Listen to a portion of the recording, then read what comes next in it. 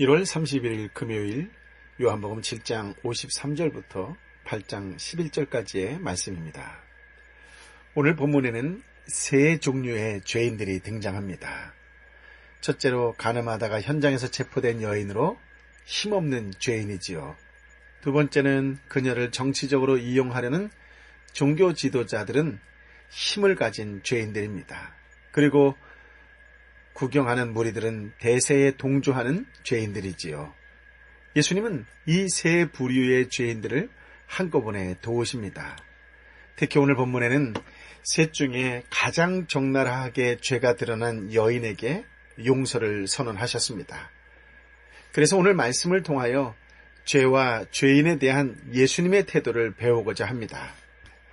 앞서 7장 45절부터 52절의 말씀을 보면 대제사장과 바리새인들이 예수님을 체포하려고 사람들을 보냈으나 연거푸 실패하는 장면들이 나왔었지요.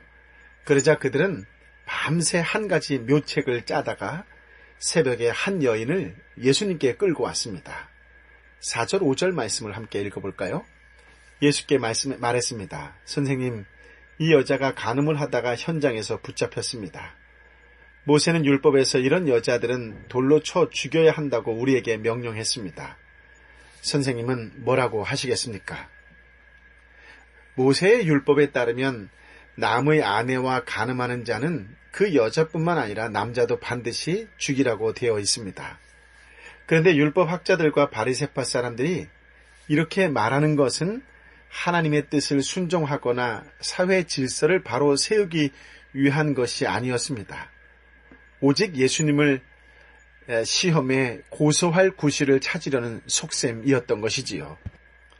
당시 로마 식민지였던 유대는 사형 집행권이 없었습니다. 그러니 예수님께서 돌로 치라고 하면 로마법을 어기게 되는 것이고요. 치지 말라고 하면 모세의 법을 어기게 되는 것이었습니다. 어느 쪽으로 대답하든지 고소할 수 있는 명분이 충분히 있는 그런 현장이요. 그런 말씀입니다. 본문의 종교 지도자들은 겉보기에는 법과 질서를 수호하는 사람들처럼 행사하지만 실상은 자기들의 권익에만 눈이 어두운 사람들입니다. 정적을 제거하기 위해 법을 악용하고 힘없는 사람을 미끼로 이용할 수 있는 권력과 힘을 가진 죄인들이지요. 그들은 자기 죄를 교묘하게 숨기면서 보다 지능적으로 죄를 짓는 법을 잘 알고 있는 엘리트 죄인들입니다. 아마 그들은 간음 현장을 덮치기 위해 밤새 이 집 저 집 기웃거렸을 것입니다. 그런데 남자까지 체포해 오지 않은 것을 보면 일부러 함정을 파놓고 한 사람 걸려들기까지 기다리고 있었는지도 모릅니다. 6절 7절 말씀을 읽어볼까요? 그들이 이런 질문을 한 것은 예수를 시험해 고소할 구실을 찾으려는 속셈이었습니다. 그러나 예수께서는 몸을 구부린 채 앉아서 손가락으로 바닥에 무엇인가를 쓰기 시작하셨습니다. 그들이 계속 질문을 퍼붓자 예수께서 일어나서 그들에게 말씀하셨습니다. 너희 가운데 죄 없는 사람이 먼저 이 여인에게 돌을 던지라. 질문을 받은 예수님께서는 몸을 구부린 채 앉아서 손가락으로 바닥에 무엇인가를 쓰기 시작하셨습니다. 썼다는 말은 대항해서 썼다라는 뜻입니다. 예수님은 그들의 악한 의도에 침묵으로 대항하셨습니다. 지금의 상황에서 내놓고 그들을 대항한다면 여인을 구할 수 없기 때문이었을 것입니다. 7절의 말씀에도 보면 나오지만 응답이 지체되자 저희가 꼼짝없이 걸려들었다고 의기양양했습니다. 이에 예수님께서 일어나 말씀하셨습니다. 너희 가운데 죄 없는 사람이 먼저 이 여인에게 돌을 던지라. 예수님께서는 이 한 말씀으로 종교 지도자들의 위선을 깨우쳐 회개할 기회를 주셨고 위기에 빠진 여인을 구원하였으며 무리들에게 잊을 수 없는 교훈을 남기셨습니다. 예수님께서는 여인의 죄가 사형에 해당함을 선언하신 것이지요. 그러나 이 여인에게 돌 던질 자격을 가지려면 죄가 없어야 한다고 하셨습니다. 예수님께서 다시 침묵하시며 글을 쓰는 동안 어떤 일이 일어났을까요? 8절, 9절 말씀인데요. 그러고는 다시 몸을 굽혀 바닥에 무엇인가를 쓰셨습니다. 이 말씀을 들은 사람들은 제일 나이 든 사람부터 하나 둘씩 슬그머니 사라지기 시작했습니다. 결국 예수와 거기 홀로 서 있던 여인만 남게 됐습니다. 예수님의 말씀에 그들은 모두 양심이 찔렸습니다. 아닌 척하며 계속 그 자리에 있을 수 없었습니다. 그래서 슬그머니 돌을 놓고 하나씩 둘씩 사라지기 시작했습니다. 이 사건은 의인은 하나도 없으며 사람이 사람을 정죄할 수 없다는 것을 가르쳐 줍니다.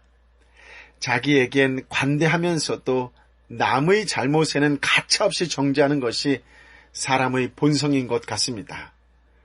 그러나 모든 사람은 근본적으로 다른 사람을 정죄할 자격이 없습니다. 만약 우리도 자신의 마음속에 꿈틀거리는 죄의 욕망을 직시한다면 12번도 더 돌에 맞아 죽어야 할 사람이 바로 나라는 사실을 인정하지 않을 수 없을 것입니다. 과연 여러분은 죄의 욕망이 하나도 없다고 자신에게 말할 수 있겠습니까? 아무도 안 보는 장소에서도 죄에 대한 호기심과 갈망 없이 거룩함과 정결함으로 지낼 수 있겠습니까?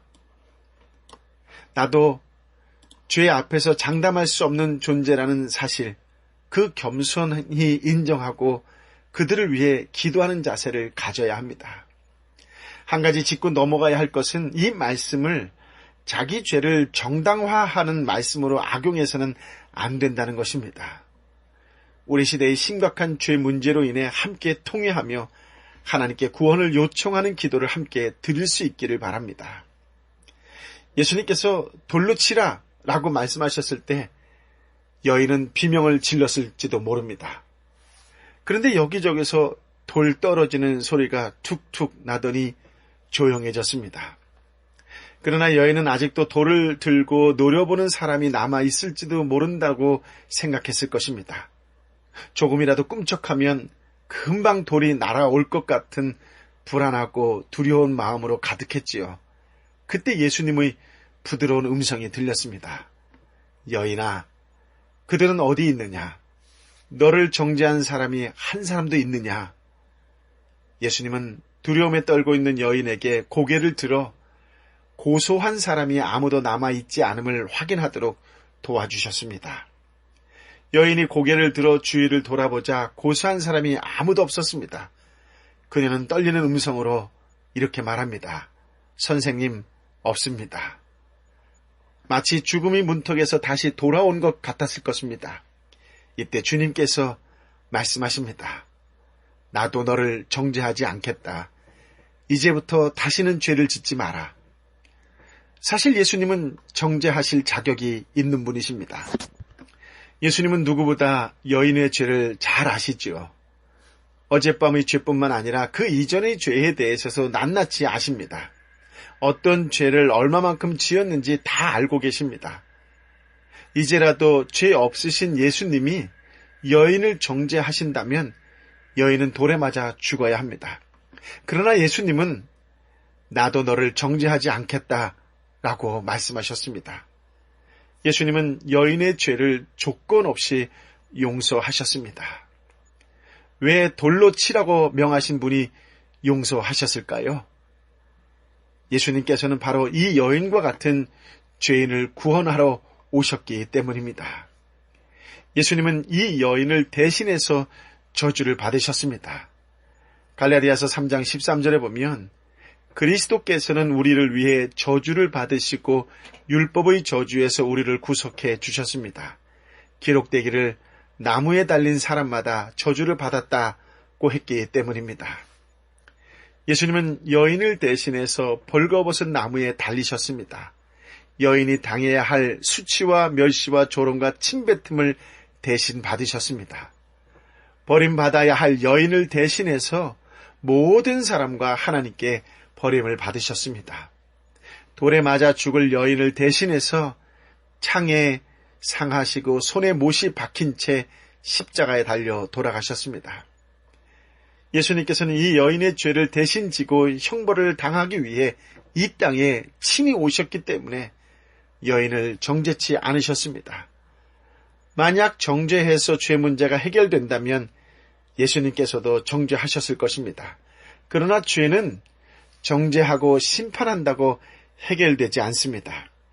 결심하고 맹세를 해도 며칠 가지 못합니다. 누가 죽인다고 협박을 해도 한번 죄의 유혹에 사로잡히면 기어이 죄를 짓고야 마는 것이 인간입니다. 이처럼 인간의 노력으로 죄 문제가 해결되는 것이 아니기 때문에 예수님께서 대신 십자가를 지셨습니다.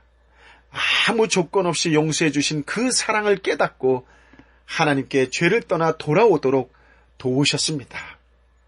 그리고 11절 하반절에 보면 먼저 용서하신 후에 이제부터 다시는 죄를 짓지 마라 라고 하셨습니다. 이는 무조건적으로 용서를 받았다고 해서 죄를 가볍게 여기지 않도록 도와주신 것이지요. 우리에게는 값 없이 베풀어 주신 은혜지만 예수님은 이를 위해 너무나 비싼 대가를 지불하셨기 때문에 그 은혜를 기억하고 살아가라는 것입니다. 이사야 선지자는 예수님의 십자가가 바로 우리의 죄를 대신한 것이라고 53장 4절 이하에 이야기했지요. 그러나 사실 그가 짊어진 병은 우리의 병이었고 그가 짊어진 아픔은 우리의 아픔이었다. 그런데도 우리는 그가 맞을 짓을 해서 하나님께서 그를 때리시고 고난을 주신다고 생각했다. 그러나 사실은 우리의 허물이 그를 찔렀고 우리의 악함이 그를 짓뭉갰다. 그가 책망을 받아서 우리가 평화를 누리고 그가 매를 맞아서 우리의 병이 나은 것이다. 우리는 모두 양처럼 길을 잃고 제각각 자기 길로 흩어져 가버렸지만 여호와께서는 우리의 모든 죄악을 그에게 지우시고 그를 공격하셨다. 그렇습니다. 예수님은 우리의 죄를 대신 짊어지셨습니다. 우리 대신 십자가의 저주를 받으셨습니다. 누구든지 이 예수님을 믿을 때 모든 죄를 용서받습니다. 어떤 수치스러운 죄도 어떤 흉악한 죄도 용서를 받습니다. 예수님은 어떤 모양으로든 자기 앞에 나온 자를 결코 정죄하지 않으십니다. 오늘 본문의 여인도 자기 의지는 아니었지만 어쨌든 있는 모습 그대로 예수님께 나왔습니다. 그때 예수님은 여인을 구원하시고 용서해 주셨습니다. 여인의 모든 수치를 씻어 주셨습니다. 정죄의 비난과 두려움에서 벗어나게 하셨습니다. 두려움과 절망이 가득하던 눈에서 기쁨의 눈물을 흘리게 하셨습니다. 죄에서 해방시켜 주셨습니다. 본문의 여인처럼 우리는 어떤 사건을 통해서 자기의 죄인됨을 시인할 수밖에 없을 때가 있습니다. 때로는 까맣게 잊고 있었는데 말씀을 듣다가 갑자기 생각나서 양심이 찔리기도 합니다. 그때 우리는 본능적으로 죄를 감추려고 하지요. 드러나는 자기 모습 그대로를 인정하는 것이 쉽지 않아서 도망가려고 하기 쉽습니다. 그러나 바로 그 순간이 있는 그대로의 자신을 하나님 앞에 내어 놓아야 할 때입니다.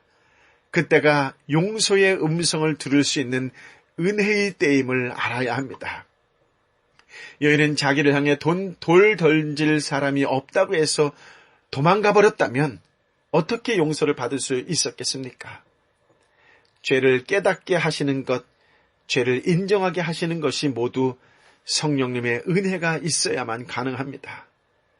그러므로 잊었던 죄가 기억난다면, 말씀을 듣고 양심에 조금이라도 부담이 된다면 지금이 성령께서 역사하시는 줄 알아야 합니다. 자기의 모습에서 고개를 돌려버리지 않고 주님 맞습니다. 이것이 저의 본 모습입니다. 돌에 맞아 죽을 수밖에 없는 저의 부끄러운 모습입니다 하고 시인해야 합니다.